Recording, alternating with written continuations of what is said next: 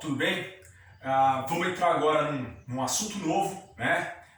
Uma outra classe de biomoléculas, que são os lipídios, tá? Então, quando a gente fala em lipídio, a gente lembra em gordura. Coloquei aqui duas imagens ilustrativas, né? Só para tanto aguçar um pouquinho, né, a fome de vocês, mas também para a gente mostrar um pouquinho do que essa classe de biomoléculas não é só relacionado a isso que vocês estão vendo na imagem, que é o que vem na nossa cabeça logo de cara, né? Os lipídios, assim como a gente não imagina, né, eles são compostos que apresentam uma grande diversidade química, né? Ou seja, desempenham diversas funções biológicas aí. Algumas delas eu vou exemplificar aqui para vocês vão ficar espantados. Vamos lá. Então, a primeira que a gente conhece é a armazenamento de energia, né? As nossas células, células específicas, obviamente, elas são armazenadoras de energia, e a molécula energética que é armazenada nessas células são lipídios, ok? Além disso, são elementos estruturais, né, presentes aí nas membranas biológicas. Exemplos, fosfolipídios, os esteróis, que nós vamos ver tudo com detalhes daqui a pouquinho, né? Além disso, também são âncoras hidrofóbicas para proteínas, né? Então a gente sabe que proteínas podem ter lá uma porção hidrofóbica, a gente já aprendeu isso aí anteriormente, né? E justamente elas interagem com esses lipídios aí, né, que são também hidrofóbicos, né, para realizar diferentes funções biológicas aí na célula, ok? Além disso, né, são cofatores enzimáticos. Alguns lipídios, né, eles são associados ali à enzima, funcionando aí como cofatores. São excelentes transportadores de elétrons, tá? Então, quando vocês estiverem lá vendo a parte metabólica, né, o NAD, o FAD são moléculas que apresentam lipídios em sua composição e são transportadores de elétrons, tá? E olha só, ainda podem ser, né, hormônios e mensageiros intracelulares, né? Os lipídios estão presentes na estrutura das chaperonas, que ajudam, né, são moléculas que ajudam no dobramento de proteínas. Nós já falamos sobre as chaperonas anteriormente. São agentes emulsificantes no trato digestivo, pigmentos fotossensíveis, ou seja, por essa imagem, por essa ilustração, dá para a gente ter uma ideia, né, da riqueza biológica que essa classe de biomolécula aí apresenta, né? Diferentes funções são relacionadas aos lipídios. Então nós vamos tentar aqui, ao longo dessa aula, né, apresentar os lipídios mais representativos de algumas funções importantes, né, com ênfase sempre na estrutura química e na propriedade físico-química que essas moléculas vão desempenhar. Ok? Então esse é o objetivo, dar uma pincelada aí, né, em alguns exemplos específicos de lipídios que desempenham aquele monte de função que a gente acabou de observar na imagem anterior. Ok? Então vamos lá, pessoal. Vamos começar pelos lipídios de armazenamento. Então são lipídios que são utilizados como reserva energética, tá? A definição, né, desses lipídios de armazenamento, eles são todos óleos e gorduras derivados de ácidos graxos de cadeia carbônica longa, né? Então, ácido graxo, lá da química orgânica, vocês lembram, né? A função C-OH é um ácido, né? Só que vocês estavam acostumados com cadeias lá de 3 a 4, 5 carboninhos. Aqui nós estamos falando de ácidos graxos com 12 a 36 carbonos em sua cadeia, tá? Então, a cadeia carbônica ela pode ser totalmente saturada, ou seja, não conter duplas ligações entre os carbonos, né? E não ramificada, né? Ou ela pode conter algumas insaturações, tá? E essas insaturações apresentam propriedades físico-químicas importantes que nós vamos ver daqui a pouquinho, tá? Alguns poucos contêm anéis com 3 carbonos, grupos hidroxil ou ramificações do grupo metil ao longo da sua cadeia, né? Mas são casos raros. A maioria deles, né, são não saturados, não ramificados, e alguns deles nós vamos ver que contêm duplas ligações entre carbonos aí. Tudo bem? Como é que fica então, pessoal, a nomenclatura, né, desses lipídios de armazenamento? Então, vamos com calma que isso aí gera um pouco de dúvida. Trouxe aqui para vocês dois exemplos, olha só, né? Esse daqui é o ácido cis-9-octadecenoico. Eu vou cobrar que vocês, né, apliquem essa denominação aqui da nomenclatura desse lipídio? Não, não vou fazer isso, obviamente que não, né? O mais importante é a gente entender isso daqui, ó, essa representação numérica aqui, tá? Então esse ácido aqui, né, cis-9-octadecenoico, ele é representado por esse número, esse número aqui, 18,2.1 entre parênteses, né?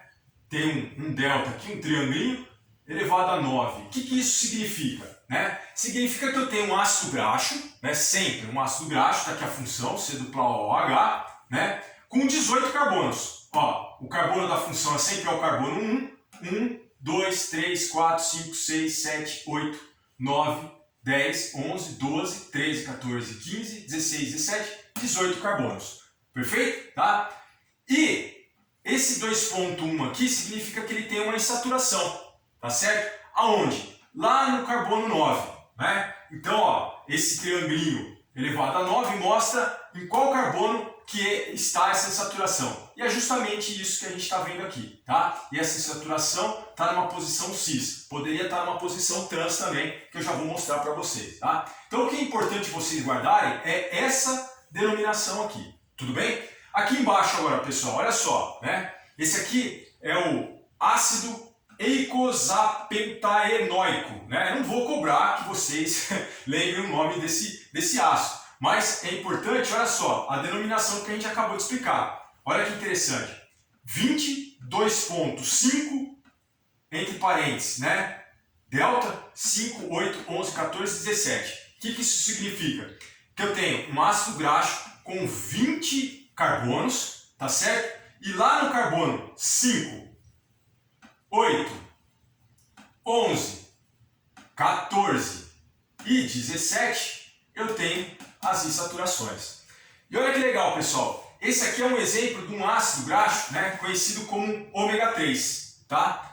Como que a gente sabe se ele é um ômega 3 e a gente conhece também o ômega 6? Como é que a gente sabe essa denominação? Veja bem, o primeiro carbono aqui, ó, né, da função é o carbono 1, né? Logo em seguida tem o carbono alfa, tá certo? Seria o carbono alfa, beta e assim por diante. O último carbono da estrutura, né, ele é conhecido como ômega, tá certo? Se a gente observar aqui, ó, então esse carbono aqui, que é o último, seria o ômega, né? Está representado com a letrinha 1. Voltando de trás para frente, ó, 1, 2, 3, aqui no carbono 3, de trás para frente, ele tem uma insaturação. Então isso representa, né, o ômega 3. Se a primeira insaturação fosse aqui no carbono 6, se não tivesse essa no 3, ele seria um ômega 6. Tudo bem? Então é assim que a gente entende a questão da nomenclatura, tá? Outra questão interessante também, pessoal, é observar, né, como que esses ácidos graxos eles se apresentam na natureza, né? Os mais comuns são esses que não têm insaturação na cadeia, tá? De 12 a 24 carbonos na estrutura, né? E percebam que o ponto de ebulição deles aqui é alto, né? Ou seja, eles na temperatura ambiente, na natureza, eles são ceras, eles são sólidos, viscosos, bem viscosos, né? São ceras, tá? Já os ácidos graxos com insaturações, né? Olha só a diferença no ponto de ebulição deles aqui, ó, tá? Quanto mais insaturação, menor é o ponto de ebulição, ou seja, na natureza eles são encontrados como líquidos, né? São líquidos oleosos, tá certo? Então quanto mais insaturação, mais líquido o ácido graxo é, né? E observem aqui, quanto maior a cadeia carbônica, né, maior o ponto de ebulição, né? Maior a interação entre a porção hidrofóbica, né, desse ácido graxo, tá certo? E aqui, quanto maior a insaturação, maior a quantidade de insaturação, né, mais líquido vai ser esse ácido graxo. Isso é explicado pela estrutura, tá? Então, a gente tem aqui o grupo carboxílico da função ácido graxo, né, e a cadeia carbônica longa, né? Todo ponto de insaturação, pessoal, provoca uma dobra, né, nesse alinhamento aqui da cadeia carbônica, né?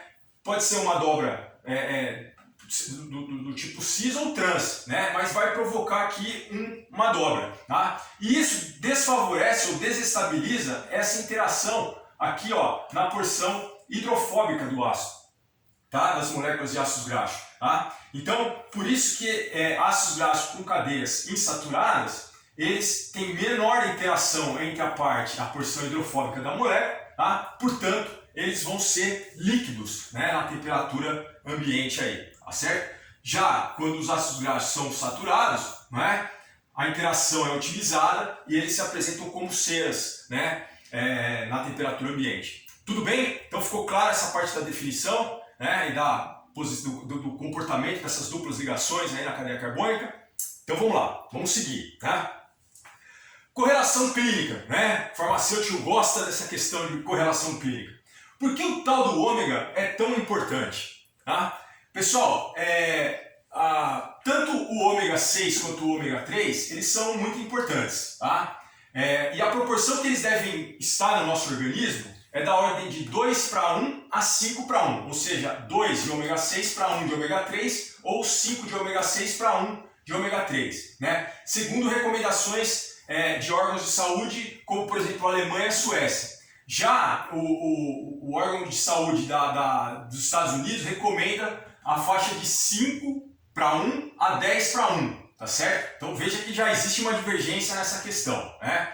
Bom, eles são importantes porque nós não temos a capacidade de sintetizá-los, né? Nós não temos enzima específica para isso, para adicionar em saturação exatamente naquela posição ômega 3 ou ômega 6. A gente precisa obter, né, esses ácidos graxos através da dieta alimentar. E eles são muito importantes na prevenção de doenças cardiovasculares. Tá? Um exemplo aí do ômega 3 é o ácido alfa-linoleico, tá? E do ômega 6 o ácido linoleico. Né?